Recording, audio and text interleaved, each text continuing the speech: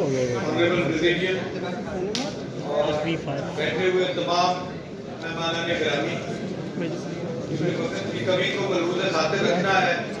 और असल बात जो है वो हमने अपने ईरान से सुनी है।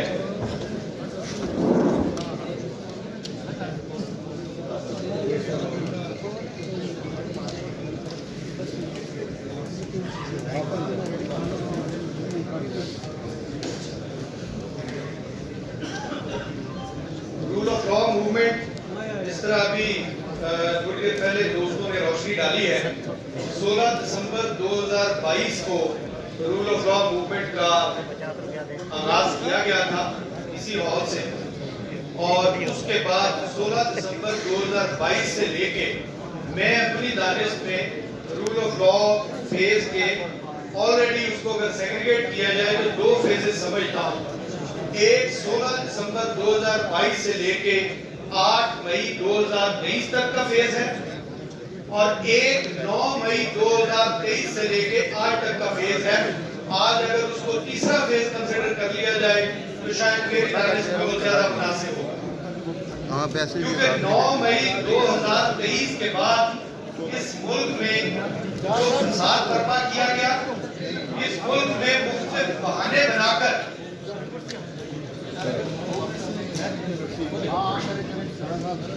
9 मई 2023 के बाद इस मुल्क में जो फसाद बर्पा किया गया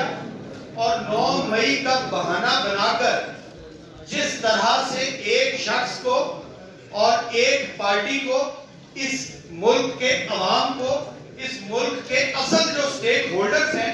जिस तरह से उन्हें निशाने इबरत बनाने की कोशिश की गई, जिस तरह से उनके साथ जो नारवा सलूक रखा गया, वो सारी दुनिया ने देखा और पूरी कौम ने उस जबर को, वो था ना परवीन शाकिर ने कहा था कि वो हम नहीं जिन्हें सहना ये जबर आ जाता, तेरी जुदाई में भला किस तरह सब्र आ जाता, और फसीले तोड़ न देते जो अब कहने का फस तो और तरह का ऐलान जबर आ जाता। वो सारी फस्तायत का, अमरीकी गुलामों की उस गुंडागर्दी का, उस रियासती दहशतगर्दी का कौम ने जिस बेसब्री के साथ इंतजार करने के बाद 8 फरवरी 2024 को जिस तरीके से जवाब दिया, गुजारिश ये है कि इन्हें समझ आ जानी चाहिए। इस मुल्क के साथ जिन लोगों ने खिलवाड़ किया है, इस मुल्क के साथ जिन लोगों ने ये सारा खेल बपा किया, उनको हम ये समझते थे कि 8 फरवरी 2024 को समझ आ जानी चाहिए थी, लेकिन अफसोस कि उन्हें ये समझ ना आ सकी। और उन्हें जिस वक्त ये समझ ना आ सकी, 9 फरवरी 2024 को उन्होंने एक और डकैती की वारदात इस्लामी जमहूरियत पाकिस्तान और इसके जमहूर के साथ बर्पा कर दी। और उस वारदात के बाद अडयाला जेल में बैठा हुआ एक आदमी जो पूरी दुनिया में उम्मत मुस्लिमा का और खत्म नबूवत का दाई है, और वो आदमी जिस वक्त पूरी कौम के लिए एक उम्मीद बना हुआ है, पूरी कौम ने उसके हक में 8 फरवरी को आवाज बुलंद कर दी है। शर्म आनी चाहिए इन लोगों को जो दिन दिहाड़े फॉर्म 47 के जरिए डकैती करके पार्लियामेंट में मुख्तलिफ जगह पर सूबों में या मुल्क में वो कामजीन के तौर पर बैठे हुए हैं। मैं, क्योंकि मुझे स्टेट सेक्रेटरी साहब ने फरमा दिया है कि जी टाइम बड़ा कम है, मैं इंतहाई मुख्तसर अपनी जनरल सेक्रेटरी साहब हमारे बैठे हैं, स्पीकर साहब बैठे हैं, बाकी क़यादत बैठी है, मैं इनकी मौजूदगी का फायदा उठाते हुए असल जो किरदार, जो जिन्होंने इस बात में किरदार अदा किया है मुल्क को यहाँ तक पहुंचाने में, और जो जिम्मेदार हैं अडयाला जेल के, जो जिम्मेदार हैं कैदी नंबर 804 के, जो जिम्मेदार हैं 9 फरवरी की डकैती के, जो जिम्मेदार हैं 9 मई की वारदात के, मैं उनकी नजर गुजारिश करना चाहूंगा कि इस मुल्क में जितने भी चीफ्स हैं, खा वो आर्मी के हों या यहाँ से चंद कदम दूर बैठे हुए अदलिया के हों, उनकी नजर सिर्फ मुन्नू भाई मरहूम से माजरत के साथ अर्ज करना चाहूंगा, और सिर्फ 2 मिनट आप लोगों के दरकार होंगे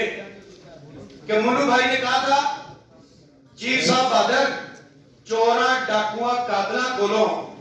चोरा डाकुआ कातला बारे की पूछते हो, ਇਹ ਤੁਹਾਨੂੰ ਕੀ ਦੱਸਣਗੇ, ਇਹ ਤੁਹਾਨੂੰ ਕਿਉਂ ਦੱਸਣਗੇ ਤੇ ਜਿੰਜ ਵਸਦੇ ਨੇ ਕਿੰਜ ਵਸਣਗੇ। ਕਿਹੜਾ ਆਖੇ ਕਿ ਮੇਰਾ ਪੁੱਤਰ ਡਾਕੂ, ਮੇਰਾ ਭਰਾ ਕਾਤਲ, ਮੇਰੇ ਚਾਚੇ ਲੋਕਾਂ ਦੀਆਂ ਜਾਇਦਾਦਾਂ ਤੇ ਕਬਜ਼ੇ ਕੀਤੇ ਤੇ ਲੋਕਾਂ ਦੀ ਉਮਰ ਕਮਾਈ ਲੁੱਟ ਕੇ ਖਾ ਗਈ ਮੇਰੀ ਤਾਈ, ਮੇਰੇ ਫੁੱਫੜ ਟੈਕਸ ਚੁਰਾਏ ਤੇ ਮੇਰਾ ਮਾਮਾ ਚੋਰ ਸਪਾਈ। ਚੀਫ ਸਾਹਿਬ ਬਹਾਦਰ, ਦਿੱਤੀ ਹੈ ਕਦੀ ਕਿਸੇ ਨੇ ਆਪਣੇ ਜੁਰਮ ਦੀ ਆਪ ਗਵਾਹੀ? ਕਿਹੜਾ ਪਾਉਂਦਾ ਆਪਣੇ ਹੱਥ ਨਾਲ ਆਪਣੇ ਗਲ ਵਿੱਚ ਮੌਤ ਦੀ ਫਾਈ? ਚੀਫ ਸਾਹਿਬ ਬਹਾਦਰ, ਔਖਾ ਸੱਪ ਤੋਂ ਮਣਕਾ ਮੰਗਣਾ, ਸ਼ੇਰ ਦੇ ਮੂੰਹ ਚੋਂ ਬੋਟੀ ਖੋਣੀ, ਇੱਲਾ ਕੋਲੋਂ ਮਾਸ ਨਹੀਂ ਛੁੱਟਦੇ, ਹੁੰਦੀ ਨਹੀਂ ਅਣਹੋਣੀ। ਚੀਫ ਸਾਹਿਬ ਬਹਾਦਰ, ਸਾਡੇ ਘਰ ਵਿੱਚ ਡਾਕੇ ਵੱਜੇ, ਸਾਡੇ ਵੇਲੇ ਲਾਸ਼ਾਂ ਵਿਛੀਆਂ, ਸਾਡੀਆਂ ਨੀਆਂ ਪੱਟੀਆਂ ਗਈਆਂ, ਸਾਡੀਆਂ ਇੱਜ਼ਤਾਂ ਲੁੱਟੀਆਂ ਗਈਆਂ। ਚੀਫ ਸਾਹਿਬ ਬਹਾਦਰ, ਸਾਡੇ ਇਸ ਮੁਕੱਦਮੇ ਦੇ ਵਿੱਚ ਸਾਨੂੰ ਵੀ ਤੇ ਗਵਾਹ ਬਣਾ ਲਓ, ਦਰਦਾਂ ਕੋਲੋਂ ਲਓ ਸ਼ਹਾਦਤ, ਜ਼ਖਮਾਂ ਤੋਂ ਤਸਦੀਕ ਕਰਾ ਲਓ। ਚੀਫ ਸਾਹਿਬ ਬਹਾਦਰ, ਸਾਡੇ ਇਸ ਮੁਕੱਦਮੇ ਦੇ ਵਿੱਚ ਸਾਨੂੰ ਵੀ ਤੇ ਗਵਾਹ ਬਣਾ ਲਓ। ਆਜ਼ਾਦੀ ਦੀ ਪਹਿਲੀ ਫਜਰ ਤੋਂ ਲੈ ਕੇ ਹੁਣ ਤੱਕ ਇਸ ਧਰਤੀ ਤੇ ਡੁੱਲੇ ਹੋਏ ਸਾਰੇ ਲਹੂ ਦੀ ਕਸਮ ਚੁਕਾ ਲਓ, ਜੋ ਬੋਲਾਂਗੇ ਸੱਚ ਬੋਲਾਂਗੇ,